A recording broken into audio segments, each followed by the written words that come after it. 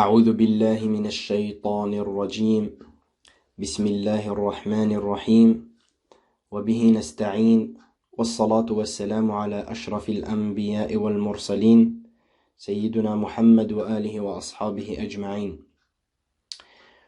Je cherche refuge auprès d'Allah contre le maudit Satan, au nom de Dieu, le miséricordieux, le compatissant. La prière et la paix soient sur le plus honorable des prophètes et messagers, notre maître Muhammad sallallahu alayhi wa sallam, et sa famille ainsi que ses compagnons. Louange à Allah, nous le louons et nous lui demandons pardon. Et nous cherchons refuge auprès d'Allah contre nous-mêmes et contre nos mauvaises actions. Celui qu'Allah guide, il ne sera point perdu. Et celui qu'Allah égare, il ne sera point guidé. Et je témoigne que le seul qui mérite l'adoration est Allah Azza wa Jal, et que Muhammad sallallahu alayhi wa sallam est son serviteur et son messager. Allah dit dans Surat Al-Imran, verset 102, « Ô vous qui avez cru, craignez Allah comme il doit être craint, et ne mourrez qu'en pleine soumission. » Ensuite, Allah subhanahu wa ta'ala dit dans Surat An-Nisa, verset 1, « Ô vous les hommes, craignez votre Seigneur qui vous a créé d'un seul être, et a créé de celui-ci son épouse, et qui de ces deux-là a fait répandre beaucoup d'hommes et de femmes. Craignez Allah au nom duquel vous vous implorez les uns les autres, et craignez de rompre les liens du sang. Certes, Allah vous observe parfaitement. » Ensuite, dans Surat Al-Ahzab, versets 70 et 71, Allah subhanahu wa ta'ala dit « Ô vous qui avez cru, craignez Allah et parlez avec droiture, afin qu'il améliore vos actions et vous pardonne vos péchés. Quiconque obéit à Allah et à son messager obtient certes une grande réussite. » Après cela, mes chers frères et sœurs, la plus véridique des paroles est celle d'Allah, et la meilleure des voies est celle du prophète sallallahu alayhi wa sallam. Et la plus mauvaise des choses est la nouveauté, et toute nouveauté est innovation, et toute innovation est égarement, et tout égarement est au feu. Après cela, assalamu alaykum wa rahmatullahi ta'ala wa barakatuh. À tous nos frères et sœurs que nous avons perdus de vue à cause des événements actuels liés à cette crise sanitaire, mais comme vous le savez tous, c'est le décret d'Allah, et il fait ce qu'il veut. L'imam Cheikh Al-Yamani barakallahu fihi nous avait habitués aux séries des discours portant sur différents sujets de la religion, que ce soit sur les règles des ablutions, les règles de la prière, les actions qui rendent invalide une prière, etc. Donc, des enseignements très riches et qui nous permettent d'apprendre tous les jours. Et une guidée pour beaucoup d'entre nous est en premier moi-même.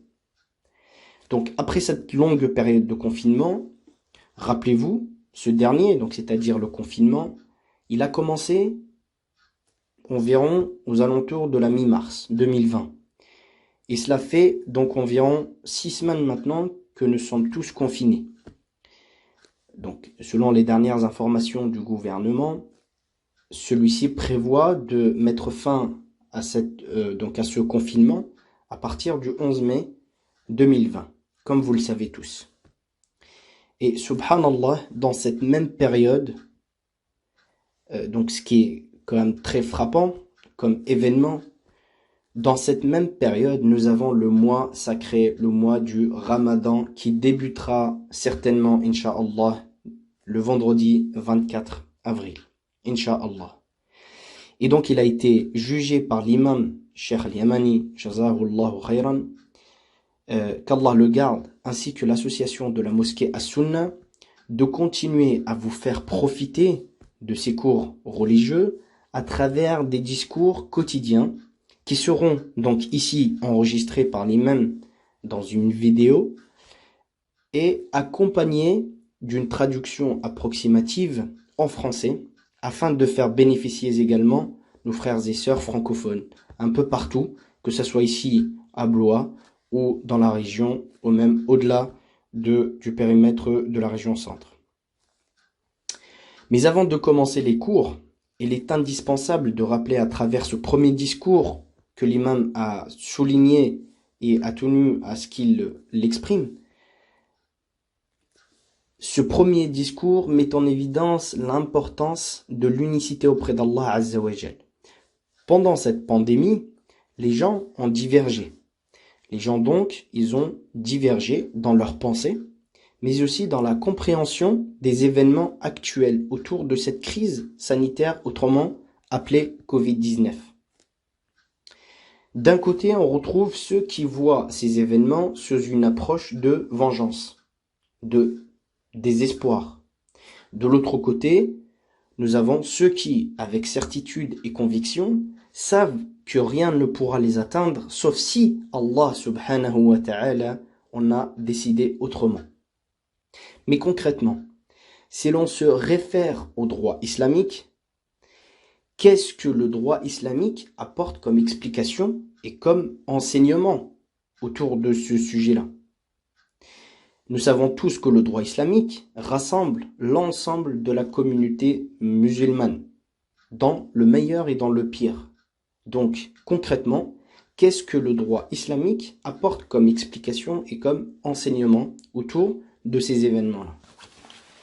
Mes frères et sœurs, ayons vraiment la conviction que le droit islamique est complet et traite l'ensemble des affaires religieuses. Et d'ailleurs, Allah subhanahu wa ta'ala dit dans Surat Al-Ma'idah, la table, verset numéro 3, « Aujourd'hui, j'ai parachevé pour vous votre religion et accompli sur vous mon bienfait.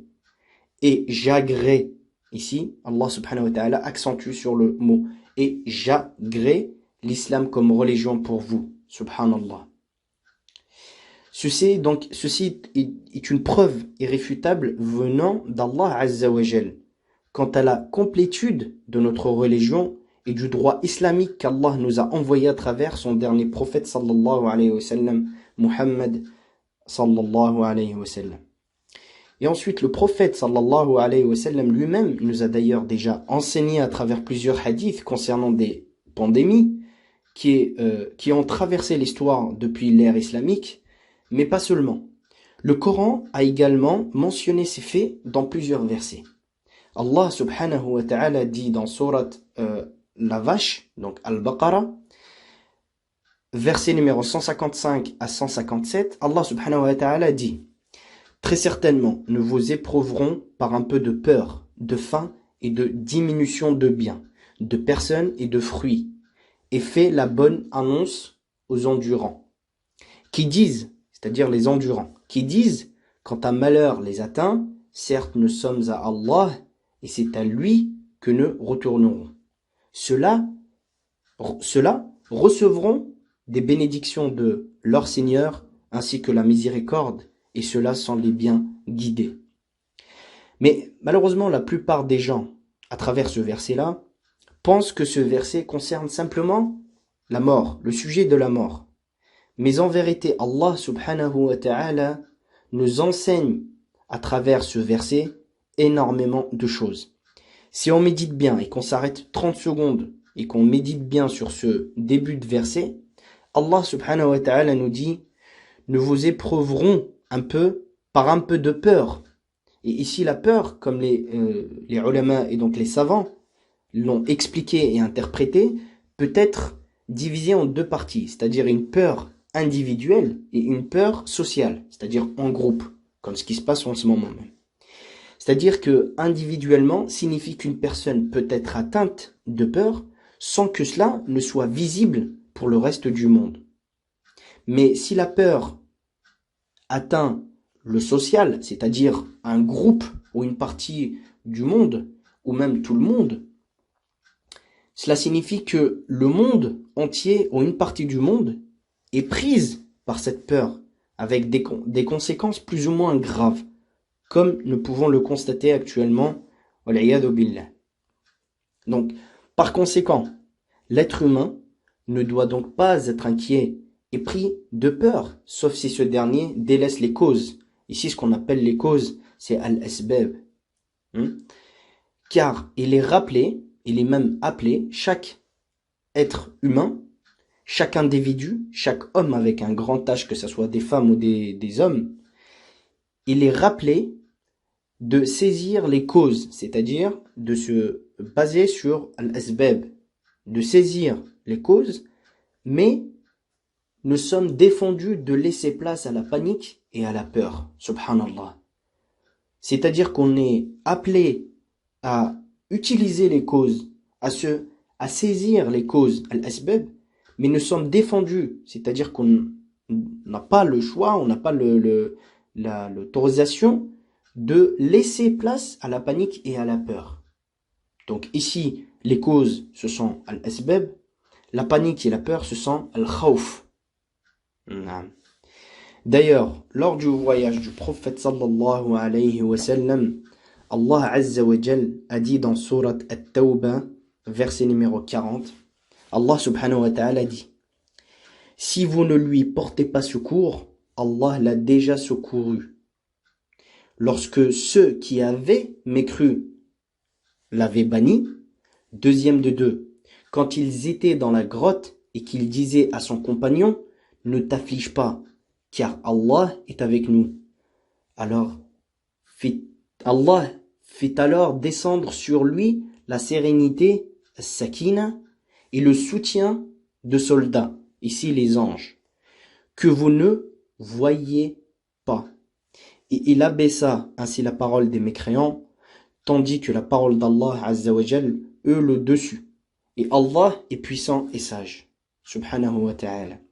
Ici, ce verset-là, il est très très important, mes chers frères et sœurs. Ce verset se rapporte à l'événement de l'immigration qu'a accompli le prophète sallallahu alayhi wa sallam depuis la Mecque jusqu'à Médine. Lorsque les idolâtres voulurent le tuer, il les a fuis. Donc il les a fuis, et il a quitté la ville accompagné de son ami Abu Bakr. D'accord? Pour se réfugier dans la grotte pendant à peu près 3 jours. Après cette période-là, ceux qui le recherchaient rebroussèrent chemin, c'est-à-dire que revenaient. Et ils sont rentrés dans la grotte. Et donc à l'intérieur de la grotte, s'apercevant de la présence des polythéistes et de leur danger imminent, Abu Bakr, qui était juste tout près du prophète sallallahu alayhi wa sallam, Abu Bakr éprouva une grande peur, subhanallah.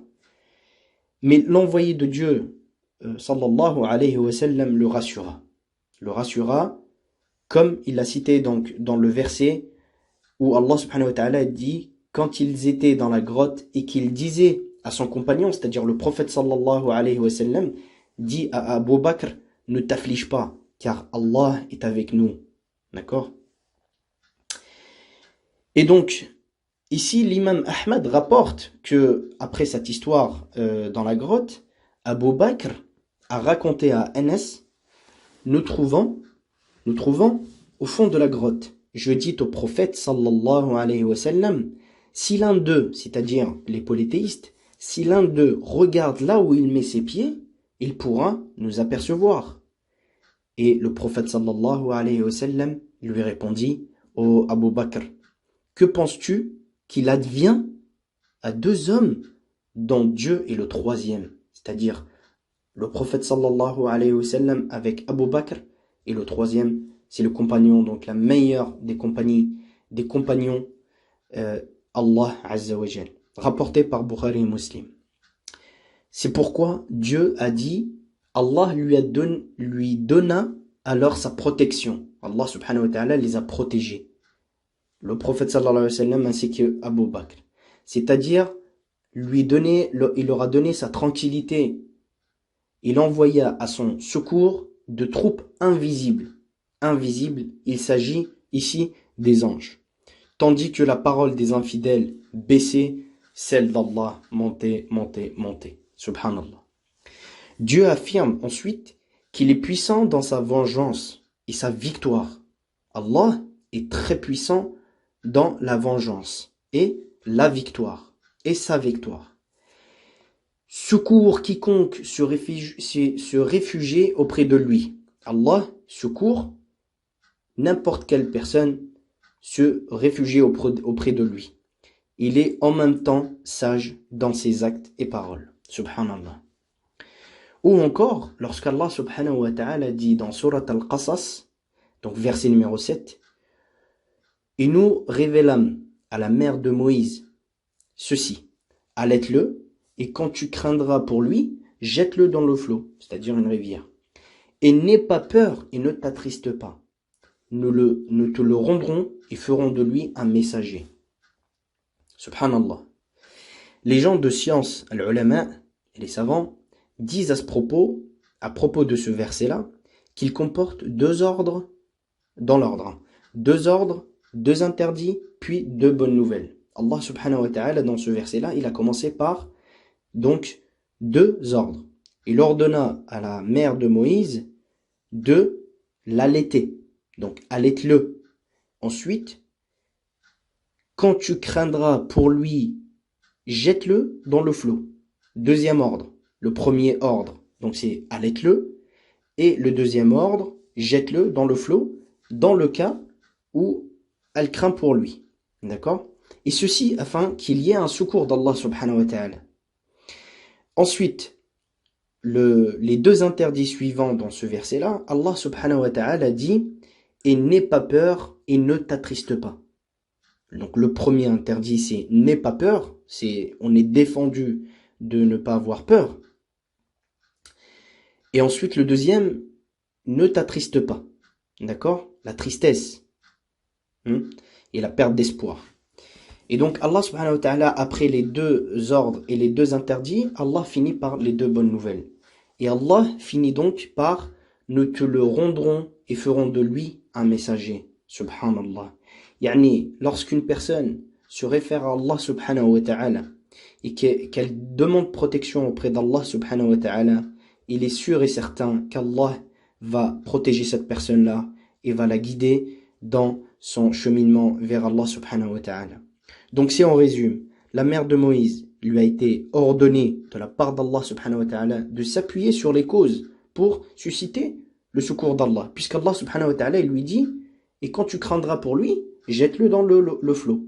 C'est-à-dire quand tu auras peur des mécréants, tu le jettes dans le flot et Allah subhanahu wa ta'ala te le rendra et fera de lui un messager. Subhanallah. Et concernant cette pandémie, le prophète sallallahu alayhi wa sallam nous a déjà parlé de cela. Il a dit dans les deux livres authentiques d'après Abdurrahman ibn Auf, le messager d'Allah sallallahu alayhi wa sallam a dit « Si vous apprenez que la peste a frappé un endroit, n'y entrez pas. Et si elle survient dans un lieu où vous vous trouvez, ne la fuyez pas. » C'est-à-dire que si vous apprenez que la peste allait à un endroit, il ne faut pas y aller. Mais si elle frappe un endroit où vous vous retrouvez, il ne faut pas essayer de fuir ou de partir par peur de mourir, etc., etc. Et on connaît tous l'histoire donc des gens qui ont voyagé en fait, qui ont quitté un village par peur de mourir. Et subhanallah, malgré cela, Allah subhanahu wa ta'ala il les a fait mourir.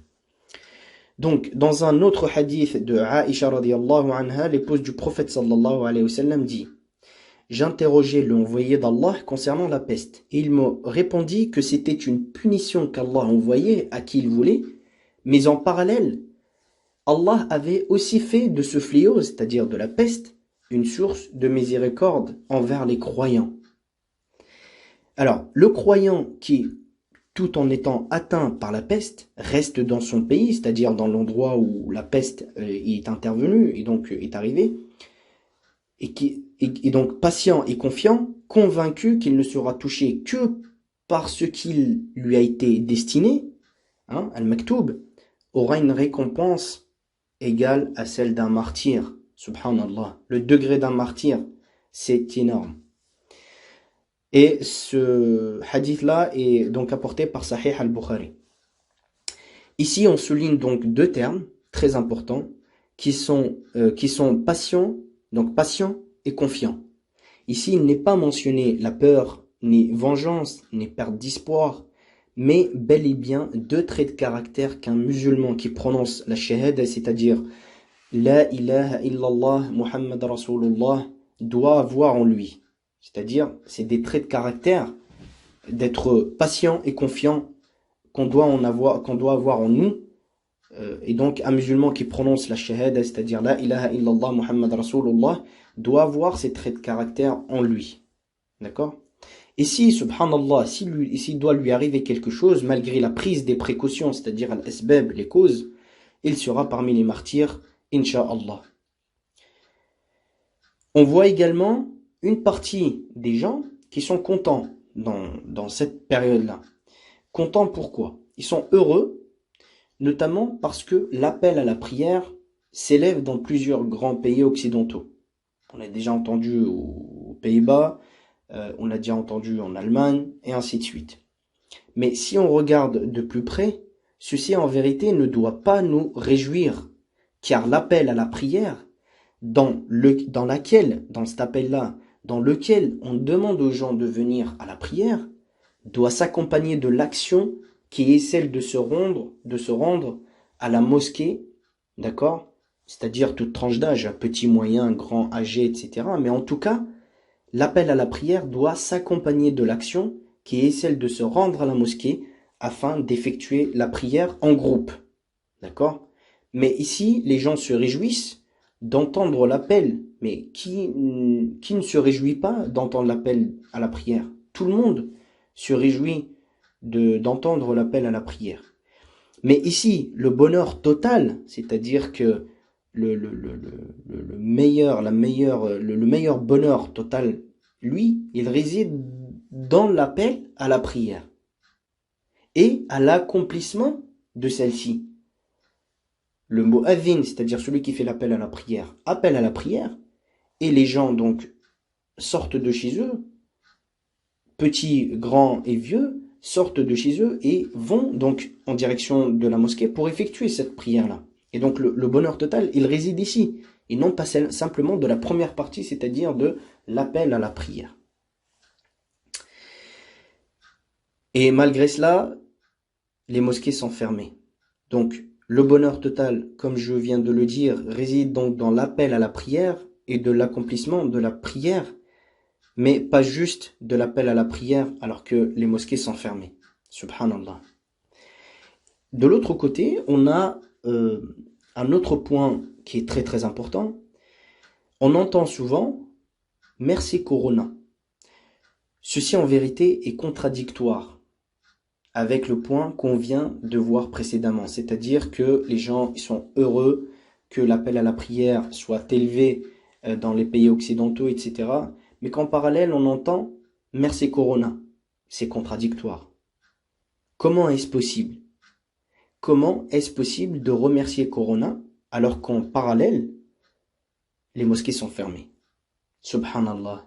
Et ici, il y a une incompatibilité avec l'expression de la personne et de la conséquence derrière. C'est-à-dire qu'on dit merci Corona, mais on a oublié que les mosquées, en fait, elles sont fermées.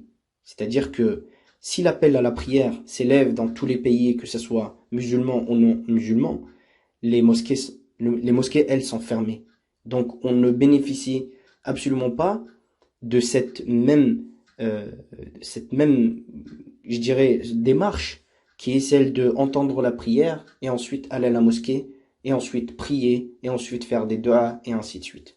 D'accord? Mes frères et sœurs, toute action est conditionnée par nos intentions. Celui qui effectuait une chose avant cette pandémie et qu'il se retrouve dans l'incapacité de l'effectuer, comme par exemple aller à la mosquée, comme ce que je viens de citer précédemment, ou faire les aumônes, Allah lui accordera au même degré comme ce qu'il faisait avant donc cette pandémie. Faut bien le retenir. Ensuite, quant à ceux qui faisaient des mauvaises actions, et on prie Allah subhanahu wa ta'ala de les guider, ainsi que nous, et toute la communauté contre Satan et ses mauvaises pensées, il ne sert donc pas à grand chose de remercier Corona, puisque ces gens-là qui faisaient les mauvaises actions, et donc on demande à Allah de les guider et de les faire revenir dans le droit chemin, ça ne sert à rien de remercier Corona, puisque ça a juste coupé les mauvaises actions pendant cette période-là. Et je dirais même que Corona pourrait être uniquement une raison de guider pour ces gens-là qui sont égarés, pour ceux qui ont un minimum d'intelligence et de méditer par rapport à ce qui se passe dans ces événements-là. Donc pour conclure, mes frères et sœurs, multiplions les invocations en se rapprochant d'Allah Azza wa Jal subhanahu wa ta'ala et en recherchant protection auprès d'Allah contre Satan, le maudit, et contre toute mauvaise chose. Ô Allah, je me réfugie auprès de toi contre le souci et la tristesse, l'impotence et la paresse, l'avarice et la lâcheté, et contre le poids des dettes et la domination des hommes.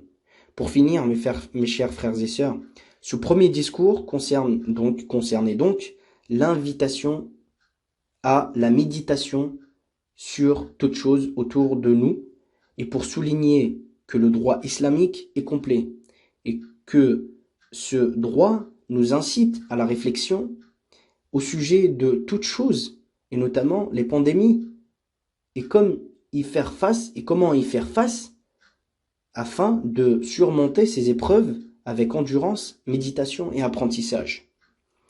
Nous continuerons, Inch'Allah, bi'idhnillahi subhanahu wa ta'ala, si Dieu nous le permet, à vous partager donc les cours religieux autour de plusieurs sujets, le jeûne notamment, les aumônes, et ainsi de suite, tout au long du mois du Ramadan, Inch'Allah. Seigneur, fais que ce mois passe sur nous par la prospérité, la foi, la sécurité et l'islam, en accord avec tout ce que tu aimes et te plaît. Gloire et louange à toi, Allah. J'atteste qu'aucune autre divinité ne mérite d'être adorée en dehors de toi. Je te demande pardon et me repens à toi. Wassalamu alaikum wa rahmatullahi ta'ala wa barakatuh.